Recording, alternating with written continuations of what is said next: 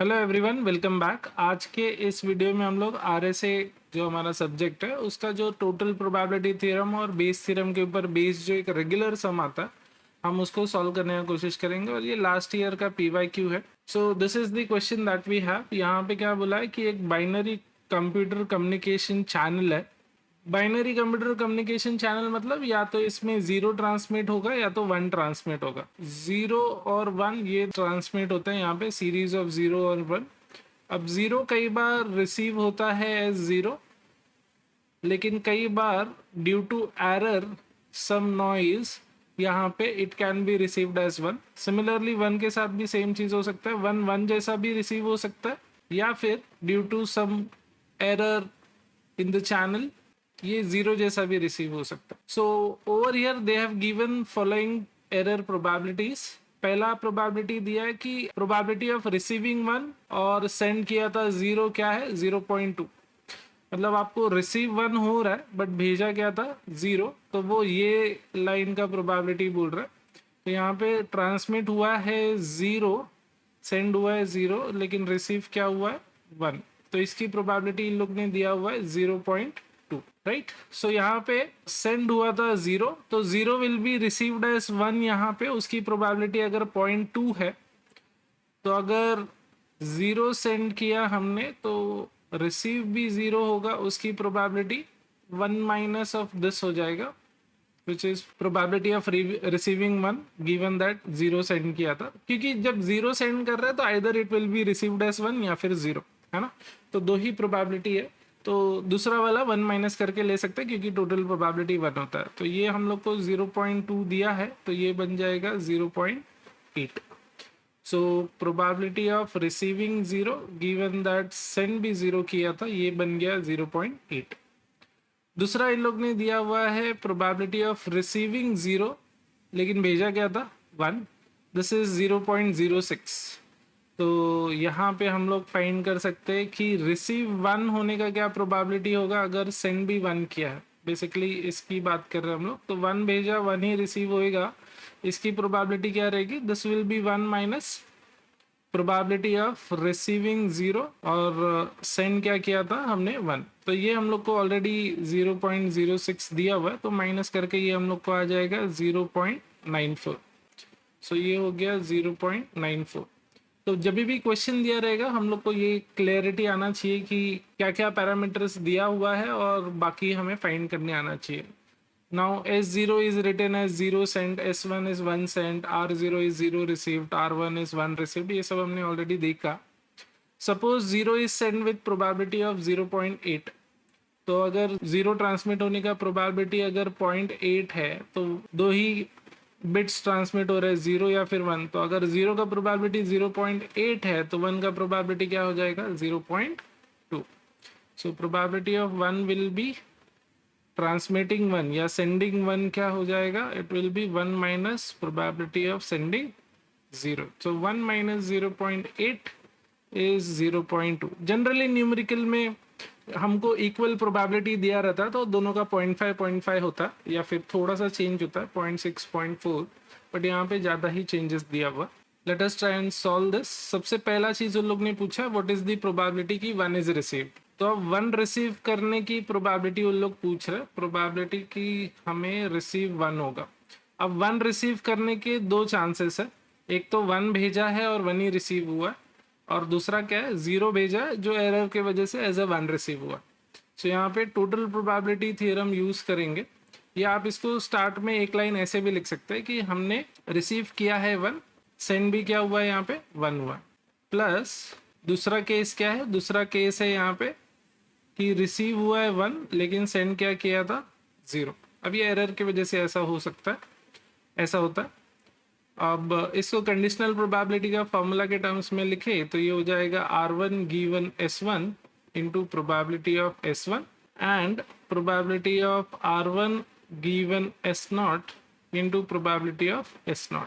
इसको total probability theorem बोलते हैं और इसका फॉर्मूला ऑलरेडी है। तो R1 रिसीव करने का प्रोबेबिलिटी तो वो S1 की वजह से आ सकता है, S1 भेजने की वजह से R1 आ सकता है, या S0 भेजने की वजह से R1 आ सकता है। तो यहाँ पे दो ही पॉसिबिलिटी है तो दो ही टर्म्स आएगा प्लस करके। अब इनमें हम इसकी वैल्यू पुट कर देते हैं। आर प्रोबेबिलिटी ऑफ R1S1 हमने यहाँ पे फाइंड किया था 0.94 है, एंड प्रोबेबिलिटी ऑफ S1 यानी सेंडिंग वन की प्रोबेबिलिटी भी हमने कैलकुलेट किया है यहाँ पे, which is 0.2। Then probability of R1 given S0 यानी रिसीव 1 हुआ है लेकिन भेजा था 0, तो ये इन लोग ने क्वेश्चन में ही दिया हुआ है 0.2, एंड प्रोबेबिलिटी ऑफ सेंडिंग 0 ये 0.8 है ना। इसको हम लोग सॉल्व कर लेते हैं। 94 इंटू 2 बन जाएगा 188, तो इसको हम 0.188 लिख देते, प्लस 8 2 is 16, तो 0.16, तो ये ऐड करके आ जाएगा 8 लास्ट में, 8 6 14, 1 कैरेड अप 3 यानी 0.348। सो आई होप आपको ये समझ में आया कैसे निकालते हैं। इसी तरह से आप प्रोबेबिलिटी ऑफ रिसीविंग 0 का भी कैलकुलेशन कर सकते हो। तो इसमें चेंजेस क्या आ जाएगा, it will B R0 given S1 into probability of S1, और दूसरा पॉसिबिलिटी है R0 S0 into probability of S0। ठीक है, now let us go ahead और बाकी दोनों चीजें भी फाइंड कर लेते हैं। सो ये वाला जो सेक्शन था ये टोटल प्रोबेबिलिटी थ्योरम पे बेस्ड था। नेक्स्ट दो जो है वो मेरे ख्याल से बेस थ्योरम पे बेस्ड है। So let us go ahead. Next लोग ने पूछा है find the probability that one was sent given that one is received. अब यहाँ पे अगर मैं इसको क्वेश्चन के टर्म्स में लिखूं तो हमें पूछा है कि find the probability that one send किया था गिवन दैट रिसीव वन हुआ।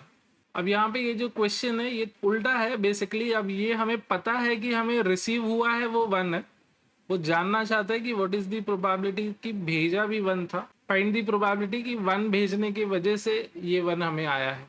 ठीक है, क्योंकि 0 भेजने से भी 1 आ जाता है ना, छोटी प्रोबेबिलिटी है उसका एरर का, बट स्टिल प्रोबेबिलिटी है ही। इसी को प्रोबेबिलिटी ऑफ कॉज बोलते हैं और यही बेस थ्योरम है। तो इसको लिखने का फॉर्मूला कैसा है हमने पहले के वीडियोस में भी कवर किया था, ध्यान से देखिए। इसको जो भी दिया रहेगा इसको उल्टा करके यहाँ पे लिखना है, यानी ये बन जाएगा probability of receiving 1 sending 1 into ये जो भी डिनोमिनेटर में आएगा उसकी प्रोबेबिलिटी, यानी प्रोबेबिलिटी ऑफ सेंडिंग 1। अब डिनोमिनेटर में सेम चीज लिख देंगे, probability of R1 S1 into probability of S1 plus, अब R1 आने का रीजन क्या हो सकता है, क्योंकि सेंड 1 हुआ था।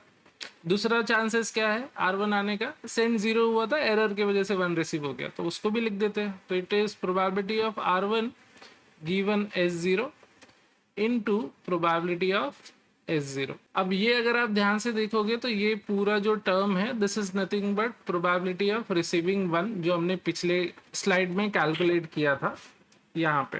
This is the same thing जो हमने यहाँ पे कैलकुलेट किया था, सेम फॉर्मूला है, राइट। सो इसको हम डायरेक्टली यूज कर लेंगे। R1 probability of R1 given S1 is 0.94 into probability of S1 हो गया है 0.2, और ये हमें कैलकुलेट करके आया था 0.348।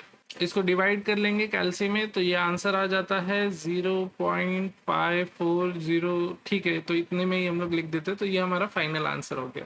थर्ड वाला क्या दिया हुआ है, find the probability that 0 was sent given that receive 0 है। तो पहले वाले क्वेश्चन जैसा ही है, पिछले क्वेश्चन जैसा ही है। यहाँ पे भी हमें पता है कि हमें रिसीव हो गया है 0।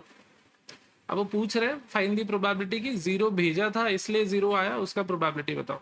ठीक है, तो वंस अगेन ये हो गया प्रोबेबिलिटी ऑफ कॉज, और बेस थ्योरम हम यूज करेंगे। वंस अगेन सेम तरीके से फॉर्मूला बना लेंगे इसका, probability of R0 S0 into probability of जो भी गिवन पार्ट रहेगा, नीचे सेम चीज लिख देंगे, probability of R0 given S0 into probability of S0 plus दूसरा रीजन क्या हो सकता है R0 रिसीव करने का, कि S1 भेजा रहेगा और वो एरर के वजह से कन्वर्ट होके हमें एज 0 रिसीव हुआ रहेगा।